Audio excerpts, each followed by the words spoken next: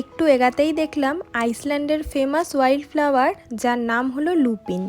June আর জুলাই মাসে পুরো Iceland জুড়েই এই ফুলগুলোর দেখা পাওয়া যায়। ফুলগুলো দেখতে ভীষণ সুন্দর, মনে হচ্ছে ল্যাভেন্ডার বা পার্পেল কালারের কোনো জিনিস যেন মাথা উঁচু করে দাঁড়িয়ে আছে। তাই আর লোভ সামলাতে না পেরে বাগানের ভিতরে গিয়েও ছুঁয়ে দেখলাম, আর তার সাথে অনেকগুলো ছবি ভিডিও তুললাম। এই সময় ফোটে। এই ফুলের বাগানটা কারো প্রাইভেট না, যেহেতু লুপিন ফুল ওয়াইল্ড, তাই জুন জুলাই মাসে প্রকৃতির নিয়মেই এই ফুলগুলোর আবির্ভাব হয়, আবার জুলাইয়ের শেষে মাটির সাথে এরা মিশে যায়, নেদারল্যান্ডসের ঠিক ড্যাফোডিলস ফুলের মতো। এই যে পিছনের বিএনবিটাতেই আমরা ছিলাম, এখন বেরিয়ে যাচ্ছি, রেডি হয়ে গেছি আমরা সবাই।